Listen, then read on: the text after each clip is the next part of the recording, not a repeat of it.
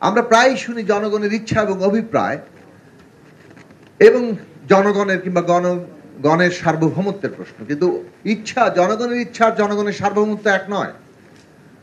জনগণের ইচ্ছার কোনো একক বিন্দু নাও তৈরি হতে পারে, কখনো কখনো কোনো একটা প্রশ্নে তৈরি হতে পারে, কিন্তু পরক্ষণেই সেই জনগণের ইচ্ছা বিভিন্ন ভাগে বিভক্ত হতে পারে। কিন্তু সেইটাকে আমরা যখন জনগণকেই সার্বভৌম জায়গায় রাখি, তার একটা পদ্ধতিগত জায়গা তৈরি হয় যে সেই সার্বভৌমত্ব কোন পদ্ধতিতে প্রয়োগ হবে। গণতান্ত্রিক ব্যবস্থা বলে যে এইটা জনগণের প্রতিনিধি নির্বাচনের মধ্যে দিয়ে হবে। এই কারণে এই প্রতিনিধিত্বমূলক গণতান্ত্রিক ব্যবস্থায় নির্বাচন অর্থাৎ জনগণের প্রতিনিধি নির্বাচন খুব গুরুত্বপূর্ণ প্রশ্ন। জনগণের ইচ্ছা এবং অভিপ্রায়ের যদি আমরা কোনো একক গোষ্ঠী কিংবা একটা দল একটা চিন্তাকে ডমিনেন্ট করতে চাই, সেটাও ডমিনেন্ট হয়। নানান বৈপ্লবিক সংগ্রামের মধ্যে দিয়ে সেটা ডমিনেন্ট হয়েছে এবং অভ্যুত্থানের মধ্যে দিয়ে এইটাকে বিপ্লব হিসেবে আমরা যখন চিহ্নিত করি, তখন কেউ কেউ ওইটাই দাবি করেন যে তারা যেটা বলছেন সেইটাই বিপ্লব এবং সেইটা এই অভ্যুত্থানের মধ্যে দিয়ে সেই ক্ষমতাটাই প্রয়োগ করতে হবে। সংস্কারের প্রশ্নে না নতুন সংবিধান কিংবা না বিপ্লব, এগুলোতে রাজনৈতিক দল যে কেউ এটার পক্ষে দাঁড়াতে পারেন, বলতে পারেন, কিন্তু এটাতে কনসেনসাস তৈরি হয়নি। কনসেনসাস আছে সংস্কার, কনসেনসাস আছে এখনো আমাদের একটা প্রতিনিধিত্বমূলক নির্বাচনী ব্যবস্থায়। সেই কারণে আজকে আমরা যা কিছু অগ্রগতি করেছি সেই জায়গাতে আমাদের বিশেষত ঐকমত্য কমিশন যতটুকু জায়গা আমাদের সংবিধান সংস্কারের প্রশ্নে নিয়ে এসেছেন, যতটুকু ঐকমত্য হয়েছে সেটা রাজনৈতিক দলগুলোর জন্য অঙ্গীকার। কোনো পার্লামেন্ট কিংবা কোনো সিদ্ধান্তই ভবিষ্যতের পার্লামেন্টকে বাইন্ড করে না, বেঁধে দেয় না যে এটা সে করতে পারবে অথবা করতে পারবে না। ওইখানে জনগণের সার্বভৌমত্বের প্রশ্ন থাকে। কিন্তু যে রাজনৈতিক দলগুলো কিংবা যারা আমরা আজকে অভ্যুত্থানের অংশগ্রহণকারী, তাদের জন্য কিন্তু এটা বাধ্যতামূলক।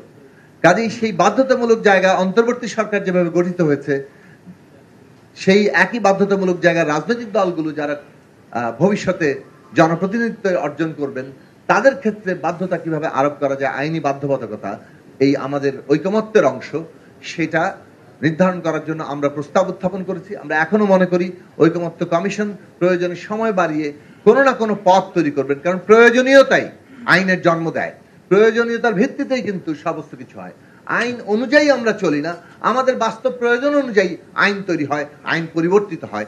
এই ফান্ডামেন্টাল প্রিন্সিপাল যদি আমরা গ্রহণ করি, তাহলে আমরা বাংলাদেশের এই বিশেষ বাস্তবতায় এটা রাখবো।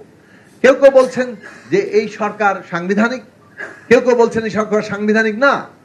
দুটো অবস্থানই বরং ভুল, কারণ এই সরকার যেমন সাংবিধানিক, আবার সে পুরোপুরি সাংবিধানিক না। এই বিশেষ বাস্তবতার জায়গাটা আছে। সংবিধানে কোথাও অন্তর্বর্তী সরকার লেখা নেই, কিন্তু সংবিধানে কোনো কিছু লেখা না থাকলেই কোনো কিছু নতুন জন্ম নেবে না, এইটা তো আশ্চর্য চিন্তা। সুতরাং নতুন বাস্তবতা যেহেতু তৈরি হচ্ছে, সেটাই ডক্ট্রিন অফ নেসেসিটি, যেটা সংবিধানে নাই। সেই ডক্ট্রিন অফ নেসেসিটি দেওয়ার মতো সংবিধানে কিন্তু বিধান আছে। 106 সেই জায়গায় বলে যে যে পরিস্থিতিতে আর সংবিধান দিয়ে ব্যাখ্যা করা যায় না, সেইটার পরিস্থিতি মোকাবেলার জন্য কোনো না কোনো পদ্ধতি লাগে। সেই কারণে রাষ্ট্রপতি, রাষ্ট্রের একজন যিনি প্রধান ব্যক্তি থাকেন, যাকে রক্ষা করতে হয়, কারণ রাষ্ট্রটাকে তখন টিকিয়ে রাখতে গেলে সেই রাষ্ট্র সুপ্রিম কোর্টের কাছে পরামর্শ চাইবে। তাহলে আমরা একটা বিশেষ বাস্তবতায় উপনীত হয়েছি যেটা সংবিধান ব্যাখ্যা করতে পারছে না। সেই কারণে সুপ্রিম কোর্ট আমাদের ব্যাখ্যা করেছে ডক্ট্রিন অফ নেসেসিটির জায়গায়। এখনো ডক্ট্রিন অফ নেসেসিটির জায়গা থেকেই এই আমাদের সংস্কারের বাস্তবতা নিয়ে কথা বলবেন। কিন্তু একটা বড় প্রশ্ন থেকে যাচ্ছে যে যে নোট অফ ডিসেন্ট কিংবা পার্থক্যগুলো আছে, তার মীমাংসা কিভাবে হবে।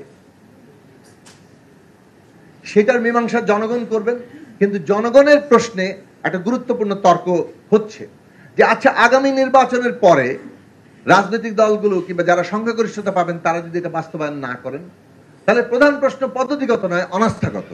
সে কারণে সেই অনাস্থার প্রশ্ন মীমাংসা হতে পারে আইনি বাধ্যবাধকতা। সেগুলো অনেক ক্ষেত্রেই এইগুলো অতিক্রম করে আমাদের দলীয় স্বার্থটাকে বড় সামনে আনছে, এবং সেটা আসা অস্বাভাবিক কিছু নয়। দলীয় স্বার্থ এজেন্ডা তো বলবেই, বিকজ আমরা দল হিসেবে জনগণের সামনে আনতে চাই। কিন্তু একই সাথে মনে রাখা দরকার যে সন্ধিক্ষণের কথা আমাদের জনগণ বলতে চাইছেন কিংবা তাদের উপলব্ধিতে আছে। সেই সন্ধিক্ষণ দাবি করছে একটা ন্যূনতম জাতীয় ঐকমত্য, যেটা ছাড়া আমরা বিপদের খাদে গিয়ে পড়তে পারি। তার মানে আমরা রাজনৈতিক পার্থক্য আছে, কিন্তু একটা ন্যূনতম জাতীয় ঐক্যমত্যের জায়গাও আছে, সেইটা আমাদের খেয়াল রাখা দরকার। কিন্তু তারা এটা ভুলে যাচ্ছেন, অনেক সময় প্রায়ই ভুলে যান নিজেদের রাজনৈতিক লক্ষ্যকে সামনে আনতে গিয়ে, যে এইখানে শক্তি ভারসাম্যে একক কোনো শক্তির কর্তৃত্ব প্রতিষ্ঠা হয়নি। এটা একটা বাস্তবতা, এবং সেই বাস্তবতার জায়গাতে আমাদের মধ্যে যে বিদ্যমান শক্তি ভারসাম্য আছে, সেই শক্তি ভারসাম্যের মধ্যে ন্যূনতম ঐক্য তৈরি করে কনসেনসাসের পদ্ধতিতে আমরা যদি না এগোই, একক চিন্তা প্রতিষ্ঠা করতে যাই, তাহলে আমরা অনিবার্য সংঘাতের দিকে যাব। আমরা অনেক আলোচনা করেছি, আমি আমার আলোচনার মূল কেন্দ্রবিন্দু আনবো যে আমরা কোনো একক চিন্তা অনুযায়ী এটাকে বৈপ্লবিক ক্ষমতা প্রয়োগের পদ্ধতিতে যাব, নাকি আমরা কনসেনসাসের ভিত্তিতে এবং গণসার্বভৌমত্ব, জনগণের সার্বভৌমত্বের যে প্রায়োগিক পদ্ধতি, তার প্রতিনিধি নির্বাচনের কাঠামো, সেই পদ্ধতিতে অগ্রসর হব। এই দুটা আমাদের আজকে গুরুত্বপূর্ণ রাজনৈতিক সিদ্ধান্তের জায়গা। কাজে সেই কারণে আমরা মনে করি জনগণের ইচ্ছা এবং অভিপ্রায়ের যদি সত্যিকার আমরা প্রকাশ চাই, যেটার মধ্যে দিয়ে জনসার্বভৌমত্ব প্রতিষ্ঠা হবে, সেটার যে প্রায়োগিক নির্বাচনী পদ্ধতি আছে, সেইখানে আমাদের কনসেনসাস আছে।